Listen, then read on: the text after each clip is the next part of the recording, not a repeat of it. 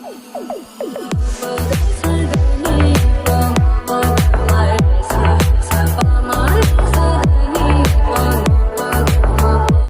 To channel. இன்னைக்கு நம்ம என்னோட பார்க்க போனா ராகேஷ் அண்ட் ஜெனி சேனல்ல இருந்து தளபதி விஸ் தலைவலி அந்த வீடியோ தான் பார்க்க போறோம். வாங்க வீடியோக்குள்ள போயிடலாம். Hi orange bloods, welcome to Rakesh and Jeni 2.0. நம்ம சேனல்ல இப்போ வரைக்கும் 600 வீடியோக்கு மேல போட்டிருக்கோம். நம்ப முடியல. அதுல மோஸ்டா எல்லாமே பாத்தீங்கன்னா ட்ரெண்டிங்கான ஒரு டாபிக்கா தான் இருக்கும். உதாரணத்துக்கு பிக் பாஸ், மூவி ரிவ்யூஸ், இல்ல கரண்டா என்ன போயிட்டு இருக்குதோ அந்த மாதிரியான அஃபேர்ஸ் எக்ஸெட்ரா மாதிரியான வீடியோஸ்லாம் போகும். அப்படி நம்ம ட்ரெண்டிங்கான வீடியோஸ்லாம் போட்டுட்டு இருக்கிறப்போ ஒரு பயங்கரமான மாமேதைய எப்படி மறந்தோம் அப்படின்றது எனக்கு இப்போ வரைக்கும் தெரியல.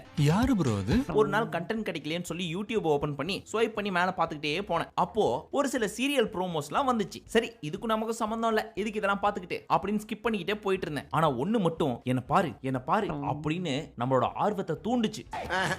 இது சரிப்பட்டு வராது, இறங்கிற வேண்டியது. சரி, என்னதான் இது அப்படின்னு ஓபன் பண்ணலான்னு ஓபன் பண்ணி பார்த்தா வீரசிங்கம் அப்படின்னு ஒருத்தர் என்னென்ன பண்றாருன்னு கொஞ்சம் நீங்களே பாருங்க. காமெடி பண்றாரு. யாரு இவரு? இந்த ஜெயிலர் பிஜிஎம் நம்ம தலைவர் கூட இவ்வளவு யூஸ் பண்றாரான்னு தெரியல. ஜெயிலர் படத்தோட ஆடியோ ரைட் சன் டிவி கிட்ட இருக்குன்ற ஒரே காரணத்துக்காக இந்த மனுஷன் நடந்தா, கதவை திறந்தா, வாய் கொப்பளிச்சா, வீட்டுக்கு சாப்பாடு பார்சல் வாங்கிட்டு போனா, இப்படின்னு எது பண்ணாலும் ஜெயிலர் அலப்பற சாங்க போட்டு விட்டுறாங்க. இந்த ஆளை சாவடிக்கணுங்க, இல்ல நாங்க செத்து போகணும். சரி, அப்படின்னா அது சிங்காச்சா அப்படின்னு கேட்டீங்கன்னா அதுவும் கிடையாது. உதாரணத்துக்கு இவர் பீடா போடுறாரு, அதுக்கு பேக்ரவுண்ட்ல ஜெயிலர் சாங் ஓடுது. வீடியோ பார்த்தீங்கன்னா சாரிங்க, பார்க்கலாம் போக கூடாது. ஆனா அது இது மிக்ஸ் பண்ணி வச்சு பாக்குறப்போ இல்லையே, இந்த சிச்சுவேஷனுக்கு இந்த சாங் மேட்சே ஆகலையே. வெயிட் பண்ணுங்க, கொஞ்சம் லைட்டா மாத்தி பாப்போம். ஒரு 2-3 லைன் கொஞ்சம் வேற மாதிரி ட்ரை பண்ணலாம் அப்படின்னு சொல்லிட்டு ஒரு சாங் வச்சு பார்த்தோம். பர்ஃபெக்ட்டா சிங்க் ஆயிடுச்சுப்பா. அப்படி என்ன சாங்னு கேக்குறீங்களா? இதோ உங்களுக்காக.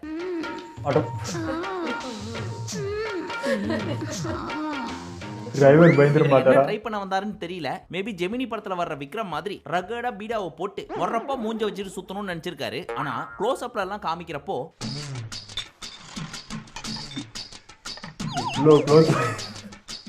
என்னதான் ஜெயிலர் சாங் பேக்ரவுண்ட்ல ஓடுனாலும் நம்ம மைண்டுக்கு பிஜிஎம் வேறதா ஓடுது.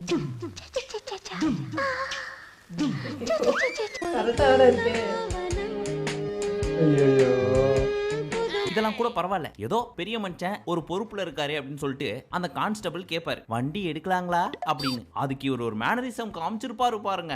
போய் ஜோசியம் பார்த்துட்டு வாப்போ சார். ஏடியா ஆள் மனசுக்குள்ள போய் இன்னைக்கு தளபதி விஜய் இருக்காரே, அவர் இன்னைக்கு இந்த நிலைமைக்கு இருக்காருன்னா யாரு காரணம் சொல்லுங்க? யார் காரணம்? என்ன தைரியமா சொல்லுங்க சார். வேற யாரும் இல்ல சார், நீங்க தான் அப்படின்ற மாதிரி இவர்கிட்ட போய் யாராவது சொல்லிட்டாங்களான்னு தெரியல. அப்பையில இருந்து இப்போ வரைக்கும் இவரோட நடை, உடை, பாவனை, பேச்சு எல்லாமே தளபதி விஜய் பண்ற மாதிரியே இருக்கு. மாதிரி எல்லாம் கிடையாது, விஜய் தான் அப்படின்னு அவர் நம்புறாரு. சரி, அவ்வளோத்தையும் பண்றீங்கல்ல, அப்ப தளபதி சாங்கே போட வேண்டியது தானே, ஏன் தலைவர் சாங்க போட்டீங்க அப்படின்னு கேட்கலாம்னு தோணுது. பரவாயில்ல விடுறா. ஆனா அடுத்தடுத்த சீன்லாம் பாக்குறப்போ காக்க சூர்யாவை பார்த்து கொஞ்சம், மங்காத்தா அஜித்தை பார்த்து கொஞ்சம், இப்படின்னு தமிழ் சினிமால வந்த மோஸ்ட் ஆஃப் த மாஸ் ஹீரோஸோட போலீஸ் கேட்டப் எல்லாத்தையும் எடுத்து நைட்டு ஃபுல்லா தூங்காம மனப்பாடம் பண்ணி கேமரா முன்னாடி டெலிவர் பண்றப்போ வெள்ளை சோத்துல சாம்பார், குழம்பு, ரசம், தயிர் எல்லாத்தையும் மிக்ஸ் பண்ணி துண்ணோம்னா எப்படி இருக்குமோ அந்த மாதிரி தான் பண்ணியிருக்கிறார் நம்ம வீரசிங்கம். நீ இந்த பிச்சைக்கார பாத்திரம் பாத்துக்கியா? ஏன்னா அதுலதான் எல்லாம் மிக்ஸ் ஆயிருக்கும். அந்த மாதிரி தான் உன் பிளட்ல எல்லாம் மிக்ஸ் ஆயிருக்கும். ஆனா இதெல்லாம் வச்சு பாக்குறப்போ ஒண்ணு மட்டும் தெரியுது, நம்ம தமிழ் சினிமா ஒரு மிகப்பெரிய மாமேதையை மிஸ் பண்ணிட்டு இருக்குது. ஜால்ரா தட்டலாம். இந்த பக்கம் வந்துராதீங்க. அதுக்காக யாருக்குமே தாங்க முடியல. தட்டாத. சரி, இவ்வளவு நேரம் பேக்ரவுண்ட்லயே ஓடிடுச்சு. இப்போ ஒரு சில டயலாக்ஸ் எல்லாம் கேட்கலாமா? இது வேறயா? அப்படின்னா கேட்க போறீங்க, நிறைய சொல்லுங்க. நம்ம வீரசிங்கத்துக்கிட்ட அடுத்து வருவோம். அதுக்கு முன்னாடி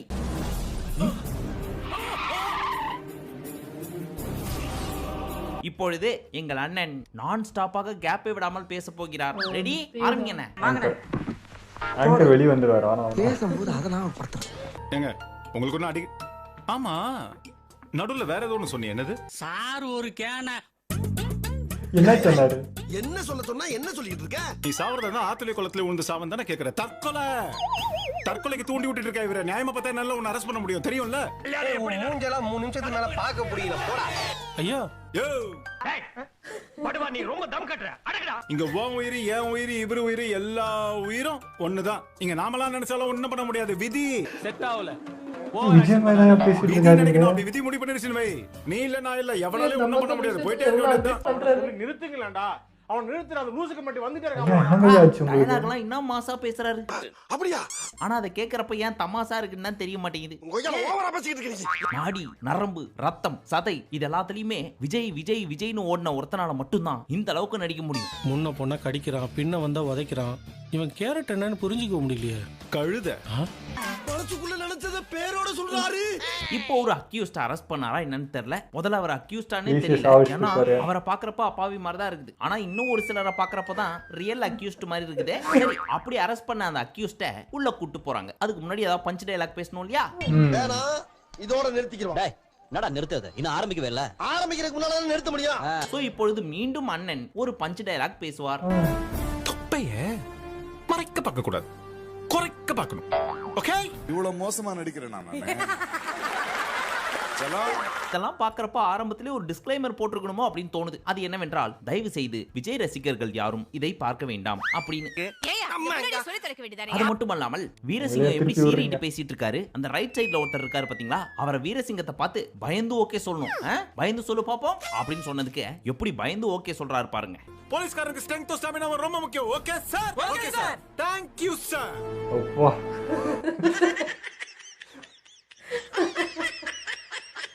அவர் கிராஸ் பண்ணி Timing miss போனது அந்த பண்ணிருக்காரு. கான்ஸ்டபிளோட ரியாக்ஷனை பாக்குறப்போ அப்பாடா டயலாக் முடிச்சுட்டு போயிட்டாரா இந்த ஆளு அப்படின்ற மாதிரி தான் இருக்குது. நான் உன்னை உட்கார சொல்லவே இல்லையே. எவ்வளவு நேரம் விரிச்சு நிக்கிறது? இந்த பதில நான் உன்னை நின்னுக்கிட்டு சொல்ல சொல்லியே.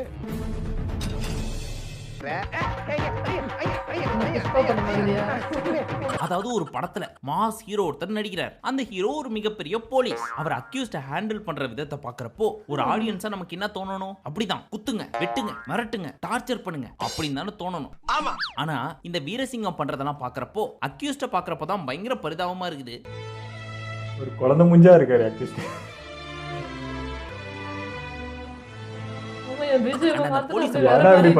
நாங்க ஒத்துக்கிறோம், நீங்க விஜயை விட நல்லாவே போலீஸ் ரோல் எல்லாம் ப்ளே பண்றீங்க. விஜய் மட்டும் கிடையாது, அஜித், ரஜினிகாந்த், விக்ரம், சூர்யா இவங்க யாருமே உங்க பக்கத்துல கூட நிக்க முடியாது. அந்த அளவுக்கு பண்றீங்க. ஆனா தயவு செஞ்சு அப்படின்னு கால்ல வந்து கெஞ்சி கதறணும் போல இருக்கு சார்.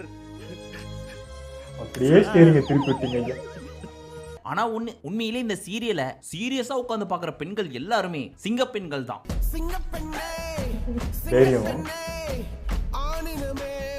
எனக்கு ஒரு கெட்ட பழக்கம் இருக்கு. அத கேக்குற முடியல இல்லனால இப்ப சொல்ற முடியல நான் இருக்கேன். அதனால கேளு. ஏப்பா பேச விட்டு போயிட்டா வந்ததுல இருந்து லேகிய வச்சிட்டு இருந்தா எவனா கேப்பா?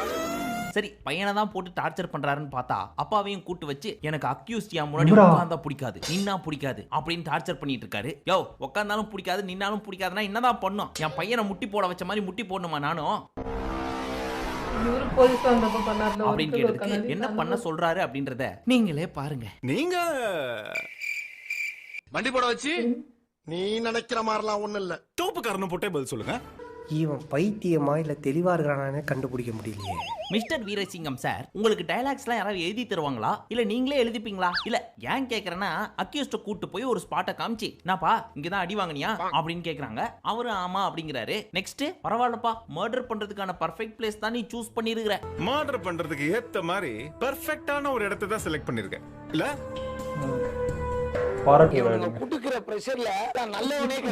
அவர் ரிப்ளை பண்ணல அப்படின்ன உடனே அடுத்து நம்ம வீரசிங்கம் என்ன பேசுறாருன்னு பாருங்க. நான் சொன்னதுக்கு ஆமான்னு ஒத்துக்க மாட்டான். நீங்களாவது ஆமான்னு சொல்லலாம்ல? ஆமா சார். நல்லா ஜாலரா தட்டுங்க.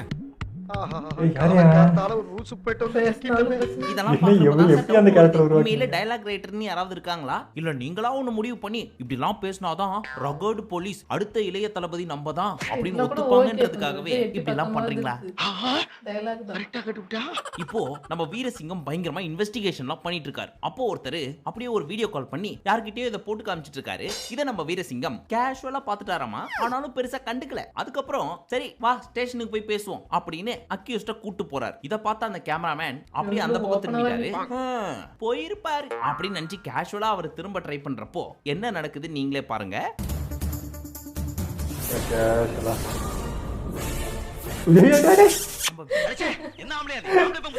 வீரசிங்கம் மட்டும் தான் கேஷுவலா பண்ணுவாருன்னு பார்த்தா அவரை விட ரொம்ப கேஷுவலா பண்றாருப்பா இந்த ஆளு. அந்த கலர் பவுச் வச்சு நீ எவ்வளவு தூரம் நின்னாலும் தெளிவா தெரியுமா? இந்த ஹரியோட பொண்டாட்டி அவ பேர் என்ன? வீரசிங்கம் சார், அதான் அந்த பக்கம் காதே ஃப்ரீயா இருக்குதே, அப்புறம் ஏன் சார் அந்த காதை விட்டு கஷ்டப்பட்டு இந்த காதல வச்சு பேசணும்? கையில் தளபதி ஓ அப்படி. Okay okay. அடுத்தபடியா சிறுத்தையில இருந்து ஒரு சீனை ஃபர்ஸ்ட் நான் உங்களுக்கு போட்டு காமிக்கிறேன், அதை பார்த்துட்டு வாங்க. நல்ல குடும்பத்துல பிறந்த எந்த ஆம்பளைங்களும் பொம்பளைங்க மேல கை வைக்க மாட்டாங்க. காமெடிக்கு இப்போ சொன்னது நம்ம வீரசிங்க வெர்ஷனை பார்த்துடலாமா? நல்லவங்க பொம்பளைங்கள அடிக்க மாட்டாங்க, ஆனா நான் அடிப்பேன். ஏன்னா நான் நல்லவனே இல்லையே. ஏப்பா முதல்ல சொல்றியா நீ? தூக்கு. ஐயோ ஆனா வீரசிங்க சார், ஒருத்தர் மாதிரி பல பேர் நடிக்கலாம், ஆனா பல பேர் மாதிரி ஒருத்தர் நடிக்கிறாங்க அப்படின்னா அது உங்களால மட்டும்தான் சார் முடியும். தேங்க்ஸ் பா. அப்புறம் சார் கடைசியா ஒரே ஒரு கேள்வி, அதை கேட்க போறதுக்கு முன்னாடி இதை பார்த்துட்டு வந்துருங்க. தனியாலாம் ஒண்ணு வரலங்க, இவருமா தளபதியோட வந்திருக்கேன். இனஃப்டா அடிச்சிடு. என்னையா ஓப்பன சார், இப்பேற்பட்ட பெருமை நமக்கு தேவையா? அது சரி சார், இப்போ நீங்க சொன்னீங்களே அது என்னது? தளபதியோட இது தளபதிக்கு தெரியுமா சார்? ஆல்ரெடி இன்ஸ்டாகிராம்ல ஏகப்பட்ட பீஸுங்க நான் தான் தளபதின்னு சொல்லி சுத்திட்டு இருக்குதுங்க. அதனாலேயே இன்ஸ்டாகிராம் பக்கம் போறதுக்கு பயமா இருக்குது. சரின்னு டிவி பார்க்கலான்னு பார்த்தா இங்க ஒருத்தர் ஆள விட்டு சொல்ல வைக்கிறாரு, இவர் தான் தளபதி அப்படின்னு. எங்க ஆட்டம் இனிமே தான் ஆரம்பம். எங்க அடுத்து இவர் வேஷ்டி போட்டிருக்காரு அப்படின்றதுனால நீங்க தான் விஸ்வாசம் வீரம் அஜித் அப்படின்னு தளபதி சொல்லிட போறாரோன்ற பயத்திலேயே முன்னாடியே க்ளோஸ் பண்ணி விட்டேன். சரி, நமக்கு மட்டும் தான் இப்படிலாம் ஃபீல் ஆகுது அப்படின்னு சொல்லி கமெண்ட் செக்ஷன்ல போய் படிச்சு பார்த்தா அங்கேயும் மக்கள் என்ன தெரியுமா கமெண்ட் பண்ணி வச்சிருக்காங்க? ஐயா, நீங்க தளபதி விஜய் மாதிரி நடிக்கிறேன்னு சொல்லிட்டு தலைவாசல் விஜயே காண்டாவற அளவுக்கு ஓவர் ஆக்டிங் பண்ணிட்டு இருக்கீங்க அப்படின்னு போட்டு வச்சிருக்காங்க. இதெல்லாம் எங்க போய் முடிய போகுதோ? சரி, அடுத்து உங்களுக்கு எந்த வீடியோ வேணும் அப்படின்றத மறக்காம கமெண்ட் செக்ஷன்ல சொல்லுங்க. மீண்டும் உங்களை அடுத்த வீடியோவில் சந்திக்கும் வரை நன்றி, வணக்கம், நமஸ்தே, நமஸ்கார். இவர் திருமதி செல்வெல்லாம் சூப்பராக நடிச்சாருங்க. ஏன் இப்போ இப்படி மாறிட்டாருன்றதுன்னு தெரியல. இப்போ கூட நான் லாஸ்ட்டில் கொஞ்சம் காமெடி சீன்லாம் ஓகேவாக தான் இருந்தது, குறைச்சிக்கிட்டாரா என்னன்றது தெரியல. ஆனால் நிறைய அந்த விஜய் அவரோட ஸ்டைல் வந்துக்கிட்டே இருக்கும். அவரே சொல்லியிருக்காரு, எனக்கு 25 வருஷம் பழக்கம் விஜய் கூட, அதனால எனக்கு அந்த இது ஆட்டோமேட்டிக்காக வந்துச்சு, எனக்கு என்ன பண்ணுறதுன்னு தெரியல, என்னை விட்டு இது போகவும் மாட்டேங்குது, நானே தளபதியோட பெரிய ஃபேனுன்றதுனால அது ஊறிடுச்சு, என்னால் அதுலேருந்து வர முடியல அப்படின்னு அவரே நிறைய இடத்துல சொல்லியிருக்காரு. ஆனாலும் அதை அவர் ட்ரை பண்ணி மாற்றி தாங்க ஆகணும், இல்லைன்னா அவருக்குன்னு ஒரு அடையாளம் இல்லாமலே போயிடும். அவரோட இதுலேயே பண்ணுறதுனால அந்த மாதிரி ஏதாவது பேச்சு வாங்குற மாதிரி தான் இருக்கும். எனக்குமே சில இடத்துல தளபதி மாதிரி ரொம்ப ட்ரை பண்ணியிருப்பார், எனக்கே சிரிப்பு வரும், ரொம்ப ஓவராக இருக்கே அப்படின்றது எனக்கே சில இடத்துல தோணும். ஸோ அவர் இப்போ புரிஞ்சிருப்பாருன்னு நினைக்கிறேன். எனக்கு என்னவோ இந்த சில சீன்லாம் பார்க்கும்போது கொஞ்சம் குறைச்ச மாதிரி இருக்குது. எங்கள் ஒரு ஆக்டராக இது எப்படிங்க ஏற்றுக்குது? அவர் கூடயே நான் பழகிறேனால அந்த பாடி லாங்குவேஜ் மாற்ற முடியல அப்படின்னா, இப்போ ஒரு கேரக்டர் நாளைக்கு கொடுத்தா என்ன பண்ணுவீங்க? தளபதி பயம் நடிச்சிட்டு இருப்பீங்க, நாளைக்கு மூவியில் ஒரு சான்ஸ் கிடைக்குது, இந்த கேரக்டர் நடிக்கணுன்றாங்க, அப்பா கேரக்டர் இல்லை ஒரு தம்பி கேரக்டர் நடிக்கணுன்றாங்க, ஏதோ ஒரு ஹீரோ கேரக்டர் கூட நாங்கள் தான் நான் விஜய் மாதிரி தான் வரும், எனக்கு அவர் பாடி லாங்குவேஜ் தான் வரும் அப்படின்னு சொல்லிட்டு சான்ஸ் மிஸ் பண்ணிட்டு கிளம்பிடுவீங்களா? எப்படி அது? அப்போ நடிப்பீங்க தானே? இதெல்லாம் வேறங்க, இது கதையே வேறு. நீங்கள் அப்படியே மாற்றிட்டு என்னென்னமோ சொல்கிறீங்க. நீங்கள் ஒரிஜினலாக இந்த விஜய் மாதிரி பண்ணாதான் இப்போ ட்ரெண்டில் இருக்க சாங்கு அது இதுன்னு சீரியலில் போட்டால் ட்ரெண்ட் ஆகுது. அதே மாதிரி நான் விஜய் மாதிரி பண்ணுறேன் அப்படின்னு சொல்லி இந்த கேரக்டர் அப்படி தான் நீங்கள் உருவாக்கியிருப்பீங்க, டேரக்டர் அதான் வச்சுருப்பார்.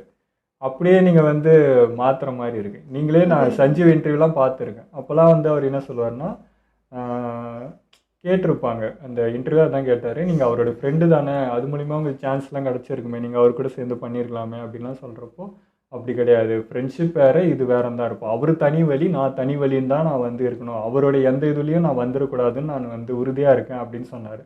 அப்படி சொன்ன ஒரு மனுஷன் இன்னைக்கு அவர் பாடி லாங்குவேஜ் அவர் டைலாக் எடுத்து அதே சொல்லி அதே போயிட்டு இருக்கிறது முரணாக இருக்குது. அப்போ அப்படி பேசிட்டு என்னடா அப்படி ஆயிட்டாரே அப்படின்றது ஏற்றுக்க முடியும். இன்னொன்று, திருமதி செல்வம் பண்ணும்போதும் விஜய் சார் ஃப்ரெண்டு தானே, அப்போ மட்டும் எப்படி உங்களுக்கு அந்த பாடி லாங்குவேஜ் வரல அந்த சீரியலில்? அப்போ என்ன எதோ சொல்கிறது? அப்போ டேரக்டர் அந்த அளவுக்கு வேலை வாங்கியிருக்காருன்னு சொல்கிறதா என்னன்னு தெரியல. ஏன்னா இந்த சீரியல் இந்த சீன்லாம் வரும்போது கூட அவர் சொன்னாராம், இந்த சீன்லாம் கொஞ்சம் ரொம்ப ஓவராக இருக்குங்க, இது வேணாமேன்னு தான் சொன்னாராம், டேரக்டர்லேருந்து இருக்கட்டும்னு சொல்லி அதை வச்சாராம். ஸோ அது தெரிஞ்சு தான் பண்ணியிருக்கீங்க. நான் அதுக்கப்புறம் இப்போ எனக்கு என்ன அறியாமல் வருது அப்படின்றதெல்லாம் சப்பக்கட்டு. அது தெரிஞ்சால் வச்சுருங்க, இப்படி தான் பண்ணணும்னு தெரிஞ்சு தான் பண்ணிகிட்ருக்கீங்க, மாடுலேஷனாக அதுதான் பண்ணுறீங்க. அது ஒத்துட்டு போயிடலாமாங்க, ட்ரை பண்ணோம், இப்போ ட்ரெண்ட்லாம் இருக்குது, நான் மாதிரி ட்ரை பண்ணோம். அதுக்கப்புறம் இப்போ அது எல்லாருமே சேர்ந்து அது ரொம்ப கிரிஞ்சாக இருக்குன்னு சொல்கிறேன். இப்போ மாற்றிக்கிட்டோன்னா முடிஞ்சு போச்சு, இவ்வளோதான். அதை விட்டுட்டு அதை நான் சப்பக்கட்டு காட்டுறேன், அதுக்கு ஒன்றுன்னு சொல்ல இன்னும் உங்களுக்கு தான் டேமேஜ் ஆகிட்டே போகும். இல்லை, டைரக்டர்ஸ் கூட ஏன் இந்த மாதிரி பண்ணுறாங்கன்னு தெரியல. அவங்க நினச்சா அந்த கேரக்டர் எப்படி வேணால் எடுத்துகிட்டு போகலாம், அந்த ரோல் ஏன் அவங்க இப்படி தான் அவங்களுமே அந்த விஷயத்த பண்ணுறது பிடிக்கல. டைரக்டர்ஸும் கொஞ்சம் மாற்றி எதனா கொடுக்கலாம்ல. தொடர்ச்சியாக இப்போ அதான் ட்ரெண்ட். அது அந்த சாங்கத்துக்கு போகிறது, அதில் இருக்கிற அந்த சீன் எடுத்து ஹீரோயினுக்கு வைக்கிறது, பிஜிஎம் அதே போடுறது, சாங்கை போடுறது, அங்கே இருக்கிற விஷயங்களையே திரும்ப இங்கே பண்ணி அது மக்களுக்கு எடுத்துன்னு போய் இது வேறு. இது சீரியலுக்குன்னு ஒரு ஆடியன்ஸுன்னு ஃபேமிலி ஆடியன்ஸு பெண்கள் அதுன்னு இருக்குது. அதான உங்கள் டார்கெட்டு. எதுக்கு இப்போ இந்த இதெல்லாம் எடுத்துகிட்டு வந்து வச்சுட்டு இருக்காங்கன்னே தெரியல. அப்போ கதை இல்லை அப்படி தானே. நான் கூட நினச்சேன் இந்திய ஆக்ட்ரஸாக உள்ளே கொண்டு வந்து இது பண்ணுறாங்களே, நம்ம ஆக்ட்ரஸ்லாம் எங்கே போனாங்க அப்படின்னா, இந்திய ஆக்ட்ரஸ் வச்சு கிரிஞ்சு பண்ணுறது வேறு, நம்ம ஆளுங்களை வச்சு நான் திரும்பி கிரிஞ்சு பண்ணுறேன் பாருன்ட்டு அந்த மாதிரி ஆக்கிட்டாங்க. ஐயோ எப்படிப்பட்ட ஆக்ட்ரஸ் இவங்கெல்லாம். ஆனால் அவங்கள வச்சு அதே ஒரு இதில் கொண்டு போகிறாங்க. ஒரு ஹிந்தி சீரியல் மாதிரி ரொம்ப ஒரு லாஜிக்கே இல்லாமல் ஓவர் சீன் போட்டு அப்படியே எடுத்துகிட்டு போகிறாங்க. இது வந்து நம்ம என்ன சொல்லுவோம்னா, இவங்களாம் எப்படிப்பட்ட நடிகர்கள் அப்படின்னு சொல்லுவோம். பட் வந்து அவங்க நடிக்கிறதுக்கு கையில் இருக்கிறது வந்து டேரக்டர்ஸ் தான்ன்றது இப்போ இதெல்லாம் பார்க்குறப்ப தெரியுது. இவங்க என்னவா செதுக்குறாங்களோ அதுதாங்க ரிசல்ட்டு. இவங்க என்ன சொல்கிறாங்களோ அப்படி தாங்க நடிப்பாங்க, அவ்வளோதான். அவங்களுக்கு எல்லா திறமையும் அவங்களுக்குள்ளே இருக்கும். நீங்கள் என்ன வேலை வாங்குறீங்களோ அதுதாங்க ரிசல்ட்டாக வரும். ஸோ இங்கே வந்து நம்ம அப்படி பார்த்துட்டு இப்படி பார்த்தோம்னா டேரக்டர்ஸ் அப்படி, அவ்வளோதான். அவங்கள வேறு மயம் காட்ட முடியும், ஆனால் நீங்கள் பண்ண மாட்டேன்றீங்க, அவங்க இப்படி தான் செதுக்குறீங்க. அதனால பாதிப்பு வரதான் செய்யும், அதை ஏற்றுக்கணும். அவ்வளோ இவங்களும் தான் ஆகிட்டாங்கன்னா, இப்போது எப்படி ஒரு ப்ரொமோஷனாக வந்து அங்கே இதுதான் ஒன்று பண்ணால் ஒரு சலசலப்பு ஆனால் அது வந்து கான்ட்ரவர்சியாக ஹிட் ஆகுதோ, இவங்களும் சீரியல் இந்த மாதிரி வச்சா இது திட்டுறதுக்காகவே தான் சீரியல் வருவாங்க. இல்லை இவரை வச்சு இவர் திட்டுறதை வச்சு அந்த சீரியஸ் ஃபேமஸ் ஆகும்ன்ட்டே நினச்சி அவருக்கு அதே மாதிரியே கொடுக்குறாங்களா என்னன்னு தெரியல.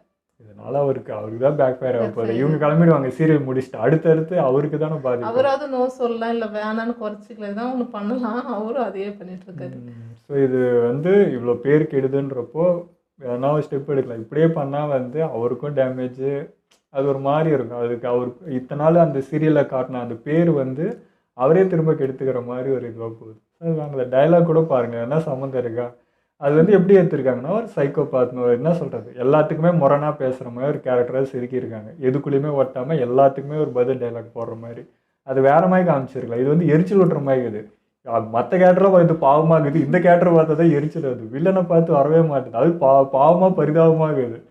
ஸோ அது கொஞ்சம் ஓவராக இருக்குது அப்படின்ற மாதிரி இருக்குது. ஸோ கொஞ்சம் கம்மி பண்ணிட்டு நார்மலாக போகலாம். அந்த சைக்கோ பார்த்து கொஞ்சமாக வச்சுட்டு அதுக்கேற்ற மாதிரி டைலாக் வைக்கலாம். எல்லாத்துக்கும் நீங்கள் வந்து சினிமா டைலாக் வச்சுட்டு இருந்தால் அது செட் ஆகும். ஓகே, எங்களை வீடியோ உங்களுக்கு பிடிச்சிருந்தா லைக் ஷேர் பண்ணுங்கள், மறக்காம சப்ஸ்கிரைப் பண்ணுங்க.